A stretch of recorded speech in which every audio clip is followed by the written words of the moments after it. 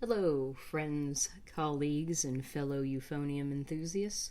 I'm Casey Seabrook, and welcome to an unhinged and spoilerific review of the latest entry in the Sound Euphonium or Hibike Euphonium series, Chikai no Finale, also known as Os Finale, Finale Oath, Our Promise, A Brand New Day, Metal Gear Euphonium Revengeance, Sound Euphonium Kumiko Boogaloo, Return of the Asuka, Kanade Strikes Back. You get the idea. The movie came out back on April 19th in Japan and was recently screened by Fathom Events via 11 Arts US showing outside of Anime Expo on July 11th. So I was pretty excited to get the chance to see this on the big screen at a theater that was actually a lot closer to me. I braved torrential downpours on the highway across state lines to go see Liz and the Bluebird, which was definitely worth it. O's Finale here, or what am I going to call it? Finale Oath was certainly enjoyable. Overall, I liked it, but it was an O Liz and the Bluebird, so I'm glad I didn't have to drive as far. Kumiko is one of the most important characters to me. I love her. I really relate to her. I love her character, her design, her voice, just everything. So being able to see her predominantly on the big screen was really delightful. And it feels like it's been a long time since I've seen these characters, even though the story has only, chronologically taken place over 2 years of Kumiko's high school year so far. But season 2 ended back in the winter 2016 season.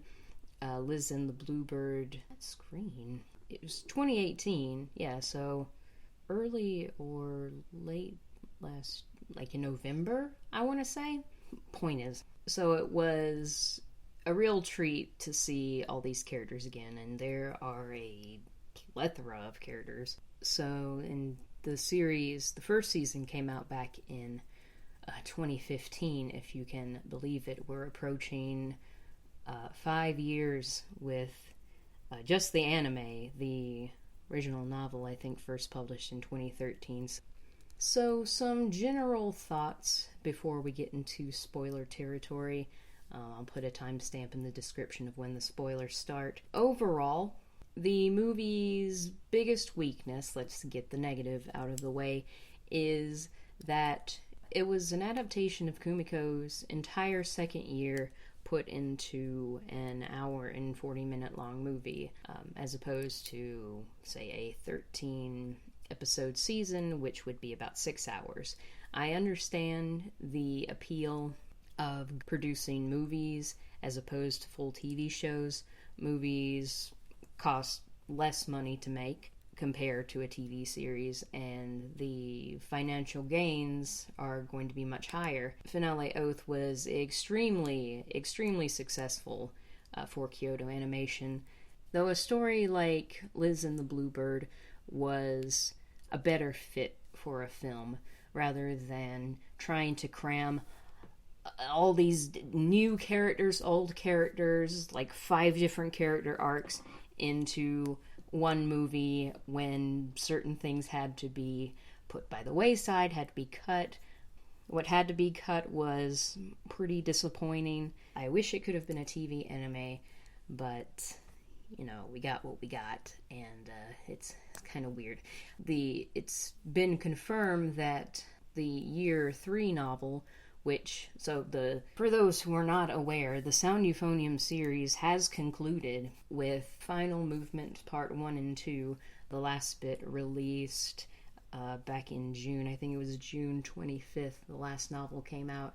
I really don't have a ton of information that I've been able to find, but what I've heard has been pretty interesting. But regardless, I would prefer if Kumiko's third year could be a full series, but that would be so weird, wouldn't it? We've got seasons 1 and 2, which cover the first year.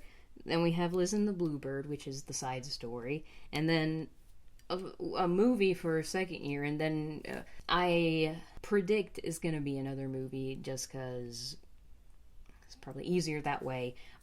And having to jam-pack everything into 1 hour and 40 minutes, it's just not enough time and not enough breathing room where we're being introduced to 4 new first years, getting to know another character a little better, but still not enough. It's just not enough time. So the movie is very Kumiko focused. I mean, she is the protagonist. If you're a fan of Kumiko, which I don't know why you wouldn't be, you'll definitely like this movie, as it focuses mostly on her relationship of managing the new group of first years. And the first years are certainly interesting in their own unique ways, but it's more of a surface level glance, I feel, except for maybe Kumiko's relationship with Kanade, which was really interesting to watch. The navigation of the conversations Kumiko would have with her was like watching a game of chess. It was quite interesting. Positive general things about the movie.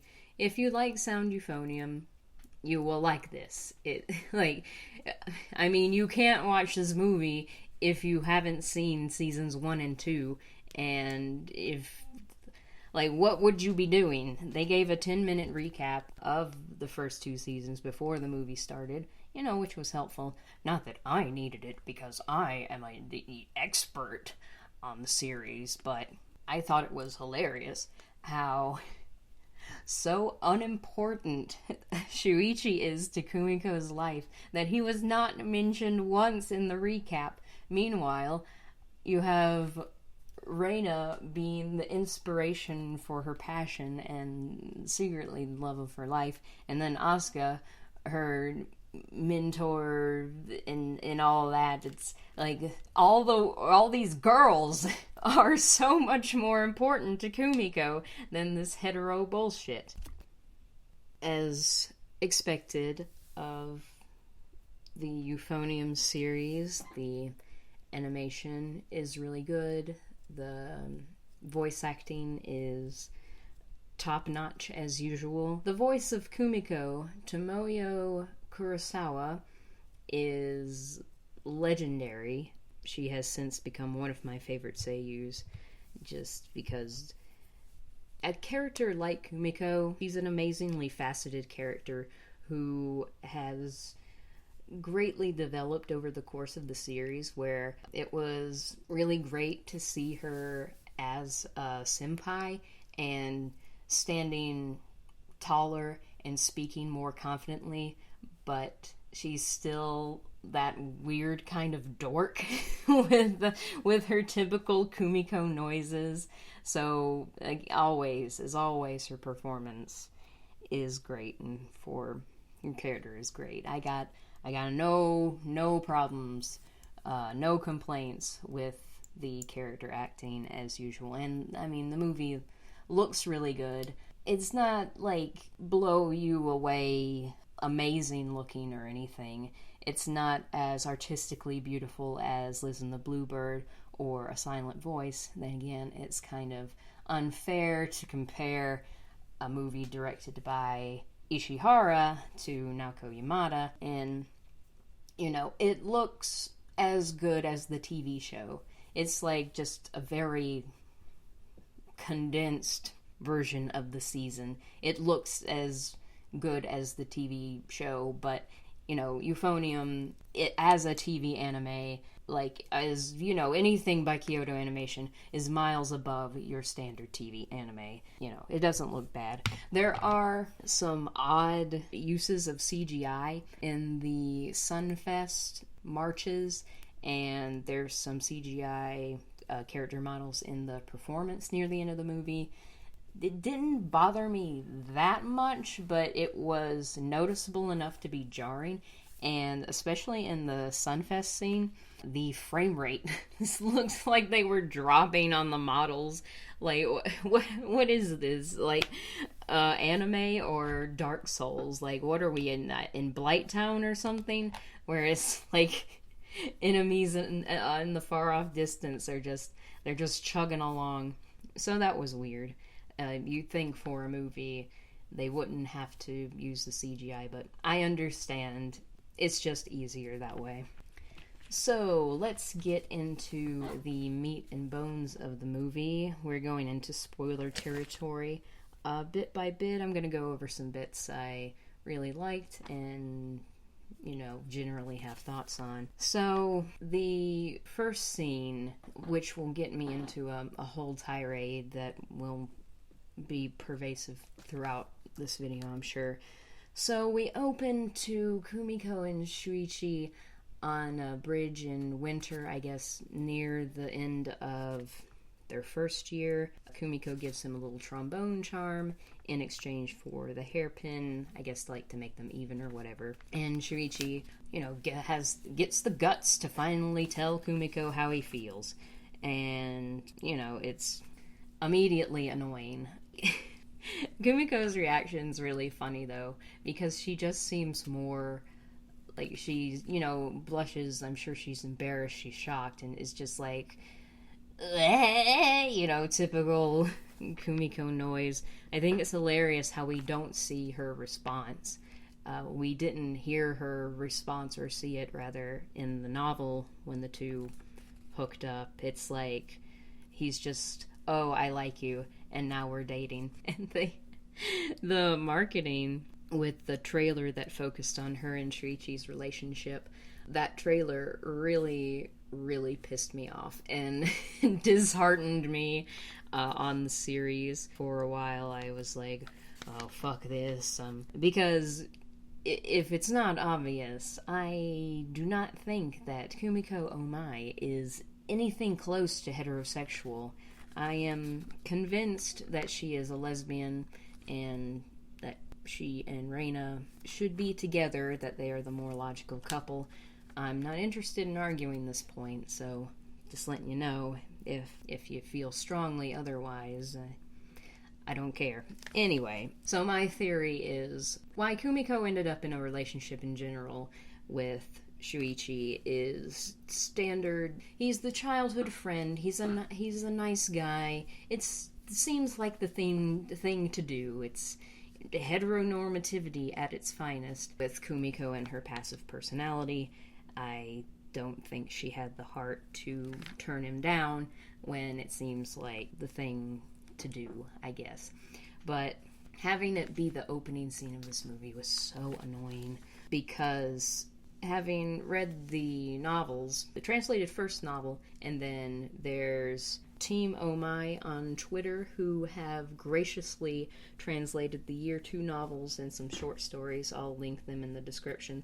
So having read everything that's in English I can get my hands on, I can understand the development between Kumiko and Shuichi a lot more, although I still wouldn't ship them because Kumiko's headspace is extremely gay. She reads to me like a closeted lesbian because her fixation on other girls is like, wow.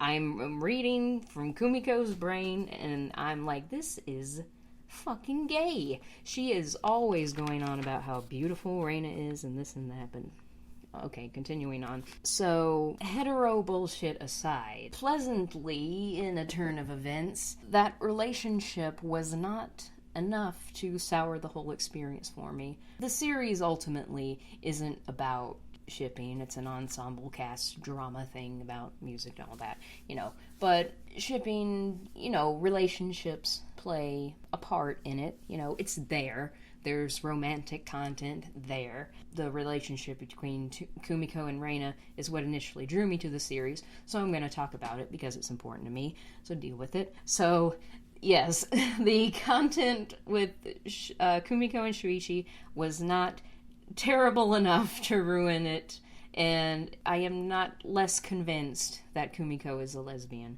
In fact, you could cut all the bits with Shuichi and nothing would be lost, which I don't understand Ishihara's thought process behind it. Of all the things that had to be cut, why did this get put in? Was it just to kind of get on a course correction with the novels?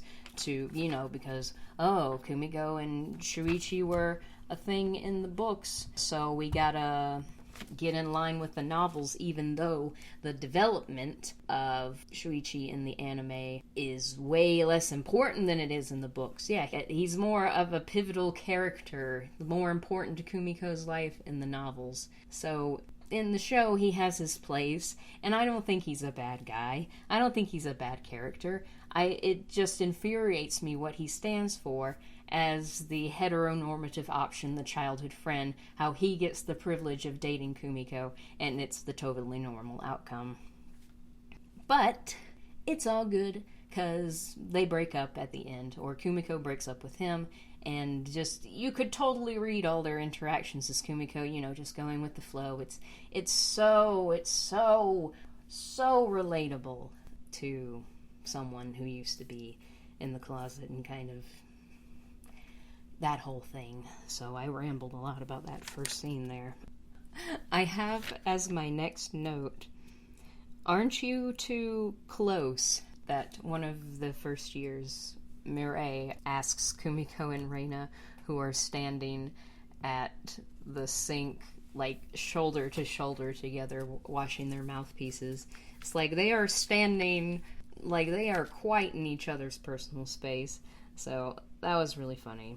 And then, so to continue with Ishihara, I don't know what is wrong with you, because he added another element where it's like this running joke that there's a new trombone player who's like, always wants Shuichi's attention, and it's like a thing like, is he two-timing Kumiko with this new first year? So he and this girl step out of classroom together, and then Reina throws a bottle of soap at Shu's head, and it's fucking great. I love this undercurrent of Reina. Either, I like to interpret it as her being jealous of Shu, or she just doesn't like him. They're kind of semi-rivals. Shu states that Reina is scary, so he is canonically scared of her. In episode 1 of season 2 at the fireworks festival, there's a great exchange where he's just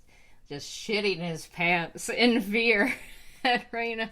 I just love it. I can imagine Reina telling Kumiko, like, you're too good for him, that sort of thing. I really like that dynamic, and just, it's great. Between the first scene and that scene, I'm sure I skipped over a whole lot.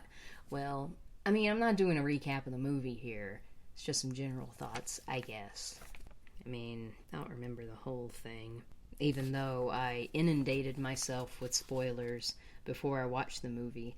But reading spoilers and seeing a movie yourself, totally different. Having the context of everything really helps. So continuing on, let's talk about the new star of the show, which was Kanade. She's a really interesting character. She's kind of like an Asuka 2.0, but different dynamic and different kind of motivations, I suppose. Watching her interactions with Kumiko was really interesting. It was like watching a very slow, methodical game of chess. There's a great moment near the beginning where Kanade says to Kumiko, "You're too nice, Omai senpai."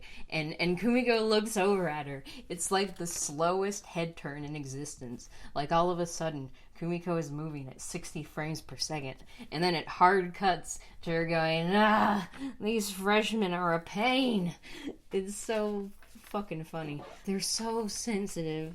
Kumiko's got her hands full with that for sure. It's great, and I think I already mentioned, seeing Kumiko stand taller, acting more confident, but still being her usual self was really good. And I think Kumiko has actually grown taller. I love her that she is taller than most girls. I think canonically in the anime she's 5'5", in the book she's 5'6", but I'm convinced she's taller than that, especially by now. She's unique in a lot of ways. It really sets her out. And so I relate to Kumiko in that she's definitely an introvert, not quite as introverted as Reina. I think both her and Reina being introverts is why they mesh and get along so well. But Kumiko definitely, she oddly enough is good with dealing with people, but finds it exhausting. Kind of like doing a good job at a call center. When you are a call center rep, people call in and your job is basically managing their emotions while solving their problems. It's emotional labor. That's what Kumiko has to do a lot of the time, and emotional labor is very difficult. So being in charge of managing the first years, it's so delightful to see her like leading the rhythm and just directing them. She's helped by Kabe-senpai, or Kabe-chan senpai, who I believe was in the group Team Monaka, who did not compete at the competitions the previous year along with Natsuki. I like her character and I like her relationship with Kumiko. I just wish we had more time with her. It seemed kind of just suddenly thrown in. It seemed like a sudden emotional whiplash where we learned that she can't play the trumpet anymore because she has arthritis in her jaw, which really hit home for me too because I have problems with my jaw. I don't think it's arthritis. At least I hope it's not, but it's like, whoa, that suddenly hits hard. Felt like we just didn't have enough time with her. That's like my main gripe with Euphonium in general, aside from heteronormativity, is it's a series with sometimes too many characters and not enough time to get to know them. And I really wish there was more of Natsuki and Yuko. After Kumiko and Reina, they are my favorite dynamic. Though you do get to see them a good bit in Liz and the Bluebird, which is delightful. And I love the moment where, before the competition, Yuko says to Natsuki, "Thank you," and Natsuki gets all flustered. She's like, "Oh, why are you doing this now, Baka?" They're so cute. And then Yuko breaks down after they get bronze, and Natsuki has to comfort her. Like, those two have such a great relationship that I wish we could have seen more of. That we would have seen more of. I'm rattling my paper here. That we would have seen more of if it was a full season. God damn it. And it's like, they're third years. They're gonna graduate. We're not gonna see Natsuki, Yuko, Mizore, or Nozomi anymore. And it's gonna suck. It's gonna suck hard. Anyway, how did I get on this subject? So Kanade leads us, or Kanade is the driving force behind one of the main themes of this movie, which is a theme previously touched in season 1 and is kind of a recurring theme about passion versus talent. Mireille has this frustration as well, where she feels that she is more talented than Satsuki or Hazuki, but she's not having as much fun as them. And Kanade is very hung up on the band politics and, should a freshman get the solo over a senior? And Kumiko really is in a very smart moment where she realizes and then hones in on that Kanade must have had a negative experience for her to think this way. We find out that in middle school, Kanade got to perform over someone older than her, but once the band didn't succeed, then it was like she was blamed for the loss. But Reina taking the solo from Kaori was kind of a different situation, and that's the whole crux of the matter, where Kanade is kind of questioning the system that the band has. It's not about seniority, it's about talent and that sort of thing. But so another less in-your-face theme, I guess, but is still there, is thoughts of the future. That's a big thing for any high school anime, because high school is such a particular time, particular place, and the author of the novel, whose name I have not even mentioned yet, Ayano Takeda, wanted to write and present a relationship that could only happen in a certain place at a certain time. That means even more than romantic love. So high school is such an interesting microcosm in of itself, that you could only know these certain people and have these certain experiences there because you're there in these 3 years together just for most of your life at that point. The majority of your days for those 3 years are going to be spent with these same people. It's brought up, there's a part where Kumiko is sitting very coolly on a bench. She's like got her arms up looking like a badass, and her dad comes up and he asks her about what she has planned for the future, and she's like, I don't fucking know. It's definitely on Reina's mind. So this movie's got a mountain scene, because you gotta have a mountain scene when you're dealing with Kumiko and Reina. Let me just break this whole thing down, where Kumiko shows up on the mountain to Reina Plain and looking like an amazing goddess, as she usually is. And it's a really poignant moment, especially in the book. It's like, the significance this scene has is miles above stuff at the festival, which I'll touch on in a second. But Reina says, if I recall correctly, she asks Kumiko if she's thinking about the future, and that she's worried about the future because then it means she and Kumiko won't be together all the time anymore. And then Kumiko says, like Liz and the Bluebird. Oh, Liz and the Bluebird. It makes me so emotional. And then later in the performance, during Mizure's solo, you have it cutting back and forth between Kumiko and Reina, and just zooming in to Kumiko's concerned face, like it's on her mind. She's thinking about the words that Reina said to her on the mountain. So, like in the book, there's a moment where Shuichi tries to kiss Kumiko because he thinks the mood is right. That moment is put at the festival here. Originally, they go to the festival together, it's like, whatever. And then Kumiko, who already has plans with Reina that evening, leaves. She declines Shuichi's offer to walk with her, and then you have your scene with Reina, which is definitely way more important.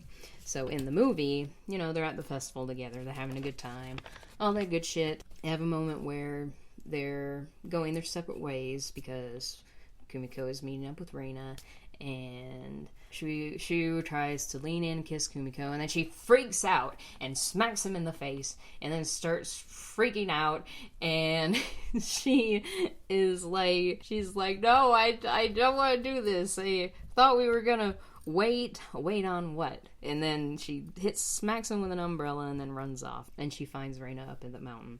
So just having these scenes put together like that really makes you think.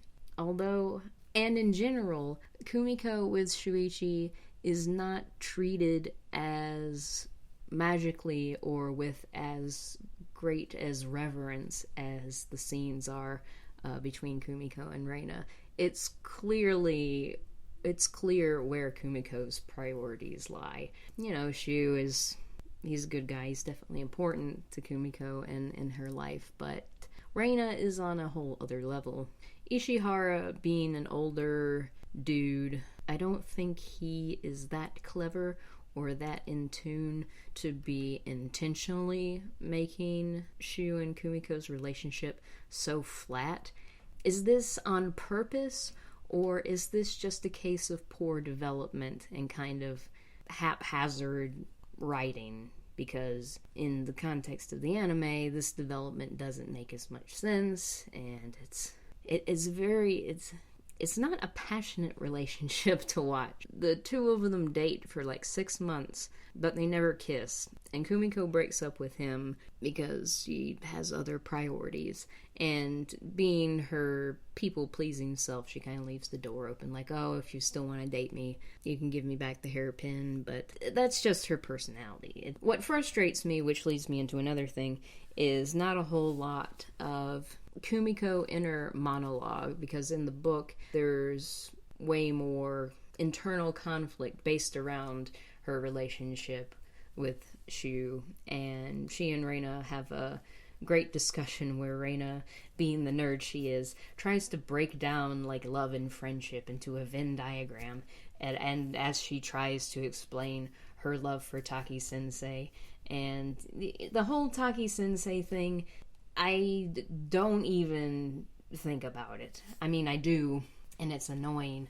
but I consider it so unimportant. It's brought up so infrequently that it's like, whatever. I read it as that Reina is mistaking great admiration for love, and she is pursuing someone that is unobtainable because it's a safe option. He's handsome, she admires him. Oh, it's such a typical teenage girl thing to do, or, you know, a young lesbian or bisexual girl to do. It's so easily readable as heteronormativity. So anyways, Kumiko is definitely kind of confused about how, kind of like how from Bloom Into You, the protagonist Yu is a big fan of shoujo manga, and she is frustrated about how she's never like fallen in love, and then that whole thing, where Kumiko seemed to want that feeling as well, of the passionate, the fireworks, I guess, the flowers of shoujo manga just spinning around,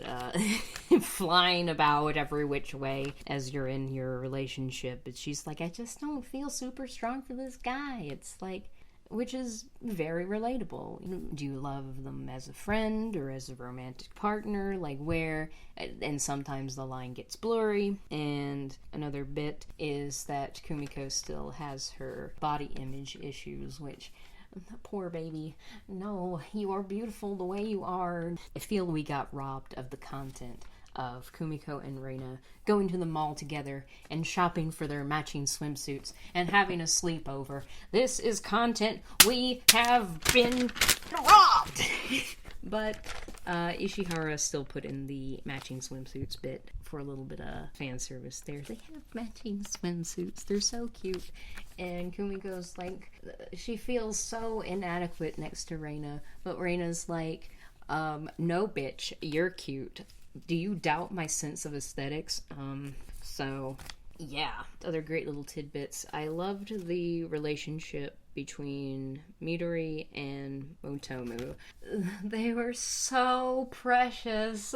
How he has this admiration for Midori, and how like she'll fuss at him and he'll get right back in line. And she compares the first years to Lost Little Kittens.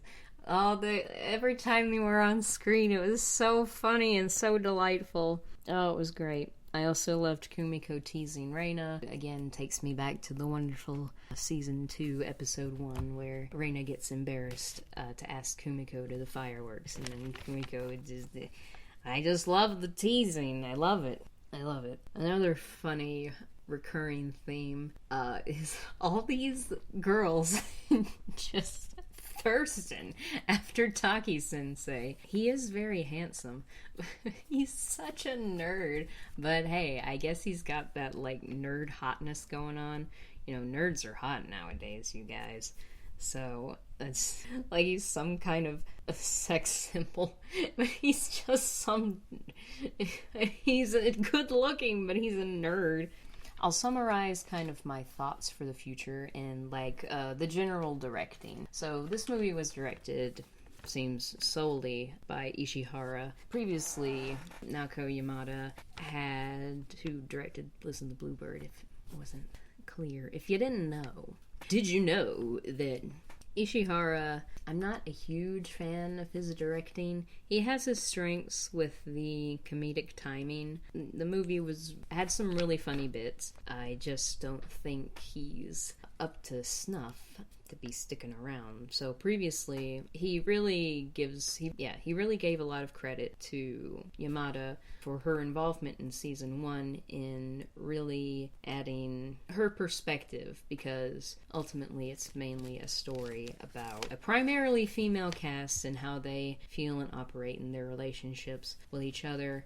It's important to get other perspectives that you don't have. So Yamada was very involved in Season 1's development and directing, which I think is why it's much stronger, because what she brought to the table it made it even better. I think season 1 is vastly superior to season 2. Season 2 is just weird. I mean, I still enjoy it, but it's not as cohesive thematically or in general as good as season 1.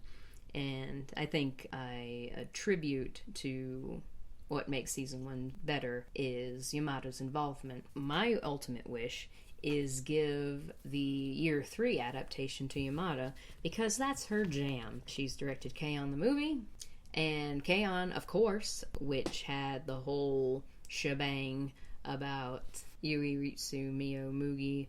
They graduate and have to leave Azusa behind. It's a big deal, and it's about, enjoying these last moments you have in high school. Tamako love stories like that. Lives in the Bluebird focuses on that. Silent Voice, not so much. That's a whole different thing, but that's her jam. She loves stories about third-year high schoolers. If she could direct, if Year 3 is a movie, if she could direct it all by herself, then please, that would be amazing. So, but the directing in general from Ishihara in this movie, there were some interesting shots. Overall, it's just not as interesting, and I feel like it's more there. He really likes to kind of utilize set pieces or elements in the scenery to kind of stage scenes. There's a moment where Kumiko and Kanade are having a conversation, and there's like a tree between them. When Kumiko initially meets Kanade, she, overexcitedly steps over like the threshold between the door and the hallway and then steps back. There's a part with Mireille and Kanade, like they're off in the shadows, Kumiko is in the light, so stuff like that, like using the environment to kind of set the scene and show the distances between characters, or what might be in between them, which is fine. I just don't think he's as strong as a director as Yamada, and I think if Yamada were involved in this as well, then it wouldn't have had to worry about Shuichi, but that's just me theorizing. Overall, I think it's a strong entry to the series. I don't regret my time watching it. I wanted to see it again on now Monday, July 15th with the dub version, but the dub is not playing near me. The closest showing is way too far away to justify going. So I guess I'll have to wait till it comes out on Blu-ray, whenever that may be. I mean, who knows? The distribution of the series has been so weird. But yeah, I did watch some clips of the dub on 11 Arts' Twitter page, and it's just weird. It's not bad, I think. And then, of course, Liz and the Bluebird has a dub, which I haven't watched yet. But the HBK in English is just too strange. It's so strange because the original voice cast is just so perfect. It's so perfectly casted. I can't imagine anybody... I can't imagine Kumiko being voiced by anyone but Tomoyo Kurosawa. She's voiced by Erica Mendez in the dub. It's a fine voice for her, and I like Erica Mendez, but it's just a different experience. It's no fault of the actors themselves, or maybe even the director. It's just too weird for me. I was curious about going to see the dub because I'd like to watch the movie again pretty soon, but it is what it is. So looking forward to watching it again, and looking forward to the Year 3 adaptation in the future, and looking forward to making more rambling content for this channel. If you have any thoughts, throw them in the comments below. If you like the sound of my voice, then stick around for more stuff. I play games, talk about anime, cartoons in general, movies, and what have you. So, yeah, if you made it through all this, I really do appreciate you listening, and I do hope you stick around. Have a great one. Take care of yourself, and peace out.